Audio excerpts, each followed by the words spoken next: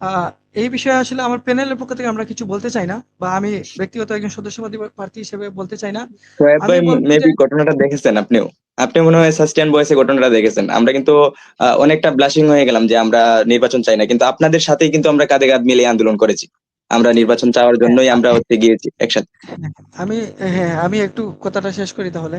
হ্যাঁ, আমি যে কথাটা বলতে চাই এটা আসলে শিক্ষার্থীরা আসলে ডিফাইন করবে আর কি, যে বিষয়গুলা ঘটেছে।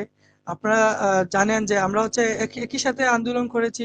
আবার হচ্ছে যদি এই বিষয়গুলো এরকম হয় যে যে আন্দোলন করলাম, তারপরে যখন হচ্ছে আমরা হচ্ছে বললাম যে স্মারকলিপি দেওয়ার কথা, আপনারা দেখেছেন যে স্মারকলিপি থেকে আসলে স্বাক্ষর প্রত্যাহারের ঘটনা ঘটেছে। যেটা আসলে একই সূত্রে গাঁথা কিনা এটা নিয়ে আসলে সাস্টিয়ানরা আসলে এটা প্রশ্ন করুক, তারা উত্তর খোঁজার চেষ্টা করলে হয়তো পেয়ে যাবে।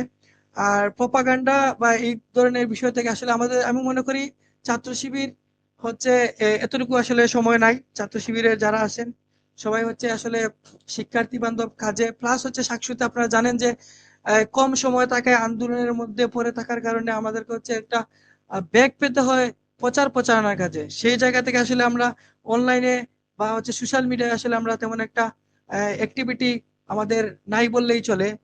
তো এই জায়গা থেকে আসলে বিষয়গুলো এইভাবেই দেখতেছি আর কি। আর যারা হচ্ছে সাধারণ ছাত্র তারাই আসলে আমি মনে করি এই বিষয়গুলোকে ভালো ডিল করতে পারবে তাদের জায়গা থেকে। নিশ্চয়ই। আপনি যেমনটি বললেন, আমরা হৃদয় হাসানের কাছে আবার আসতে চাই। হৃদয় হাসান, আমরা দেখতে পাচ্ছি আমাদের নির্বাচনের খুব অল্প সময় আছে। 20 জানুয়ারি যদি নির্বাচন হয় সেক্ষেত্রে খুব বেশি দিন নেই। এর মধ্যে একটা ঘোষণাও এসেছে যে নির্বাচনের যে প্রচার প্রচারণা সেটি বন্ধ হয়ে যাচ্ছে হয়তো আগামী কাল থেকে। তো আপনাদের তো এর আগে একবার নির্বাচন স্থগিত হয়েছিল।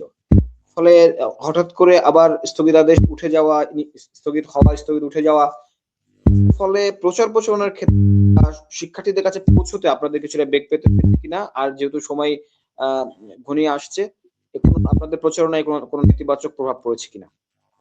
হ্যাঁ, অবশ্যই এই জিনিসটা একটু ব্যাক পেতেই হয়েছে। কারণ হচ্ছে, দেখেন, আমরা যখন একটা নির্বাচনী প্রচারণায় ছিলাম তখন আমরা একটা ফ্লোতে ছিলাম, যে আমরা একটা নির্বাচনী প্রচারণায় ছিলাম, একটা আমেজে ছিলাম। যখন হঠাৎ করে নির্বাচন স্থগিত দেওয়া হইলো, দেন কিন্তু আমাদের যে ফ্লোটা সেটা কিন্তু আটকে গেল।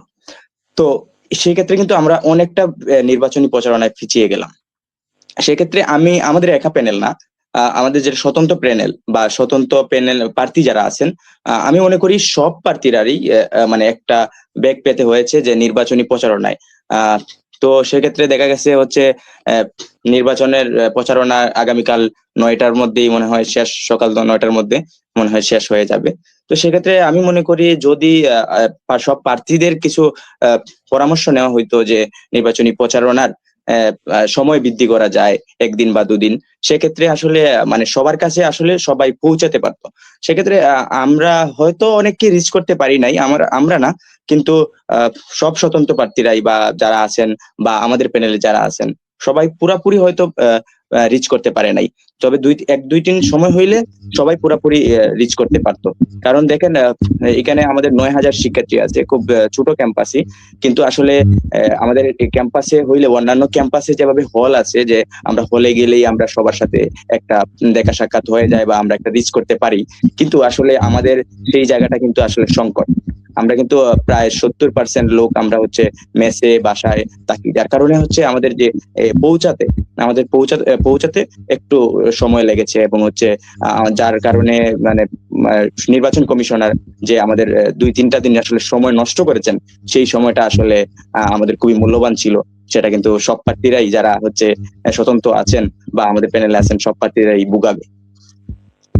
নিশ্চয়ই। আমরা সোহেব চৌধুরীর কাছে শুনতে চাই একই প্রশ্নের উত্তরে খুব ছোট করে, যে হঠাৎ করে নির্বাচন স্থগিত হয়ে যাওয়া, আবারও সেটির ঘোষণা আসা আপনাদের প্রচারণায় কোনো প্রভাব ফেলেছে কিনা?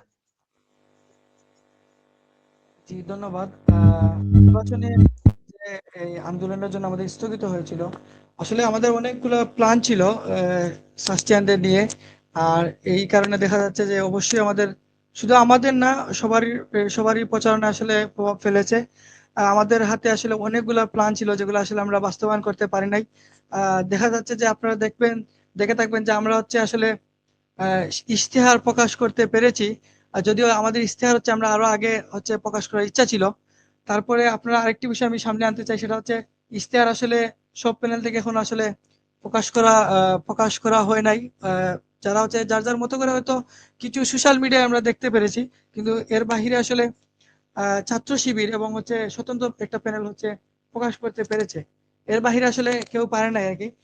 তো এই জায়গায় আসলে আমরা চাই হচ্ছে এই সাস্টিয়ানদের কণ্ঠস্বর হওয়ার জন্য।